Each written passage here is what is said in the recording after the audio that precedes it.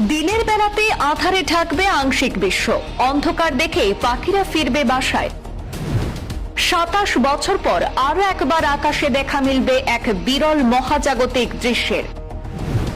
আগামী ১২ আগস্ট ২৭ বছর পর হতে চলেছে পূর্ণগ্রাস সূর্যগ্রহণ।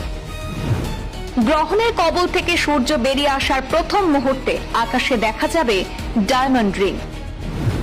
আগামী ১২ আগস্ট সহস্রাব্দের প্রথম পূর্ণগ্রাস সূর্যগ্রহণের সাক্ষী হবে ইউরোপ মহাদেশ। প্রকৃতির এক বিস্ময়কর মহাজাগতিক ঘটনার অপেক্ষায় এখন গোটা বিশ্বের আকাশপ্রেমীরা।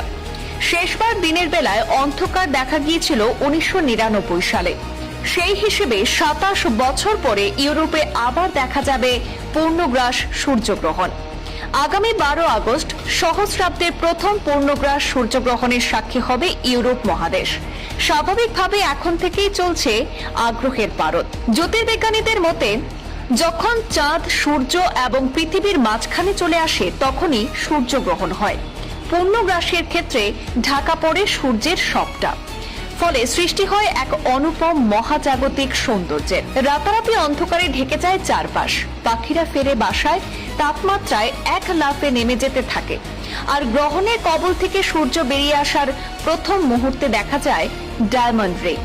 শেষবার এমন দৃশ্য ইউরোপ দেখেছিল ১৯৯৯ সালের ১১ আগস্ট।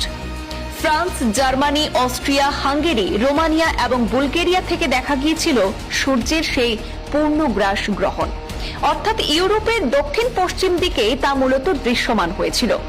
এরপর ২০০৬ সালে রাশিয়া এবং জর্জিয়ার একাংশ থেকে এবং ২০১৫ সালে নরওয়ে থেকে সূর্যের পূর্ণগ্রাস দেখা গেলেও ইউরোপের মূল ভূখণ্ডকে উপেক্ষা করতে হয়েছে ২.৫ দশকেরও বেশি সময় ধরে। জানা গিয়েছে গ্রহণ প্রথমে দেখা যাবে উত্তর রাশিয়া থেকে, এরপর তা গ্রিনল্যান্ড এবং আইসল্যান্ডের পশ্চিমাংশে দৃশ্যমান হবে। এরপর পালা উত্তর এবং পূর্ব স্পেনের, পর্তুগালেরও একটা ছোট্ট অংশে সূর্য মুখ ঢাকবে আঁধারে। কিন্তু ভারত থেকে কি এই গ্রহণ দেখা যাবে? হিসেব বলছে ভারতীয় সময় অনুযায়ী সেখানে দুপুর ২.৫টে থেকে গ্রহণ শুরু হলেও বিকেল ৫টা ১৫ নাগাদ তা সর্বোচ্চ আকার ধারণ করবে। শেষ হবে সন্ধ্যা ৮টায়। তবে ভারত থেকে এই গ্রহণ দেখা যাবে না, কারণ দেশটির অধিকাংশ এলাকায় সূর্যাস্তের পরেই এই ঘটনাটি ঘটবে। ইউরোপের মূল ভূখণ্ড থেকে দৃশ্যমান পরবর্তী পূর্ণগ্রাস সূর্যগ্রহণ অনেক পরে হবে। তাই আগামী ১২ আগস্ট যে এই বিরল অভিজ্ঞতার সাক্ষী হতে সকলে মুখিয়ে থাকবে তা বলাই বাহুল্য। আসলে এক প্রজন্মের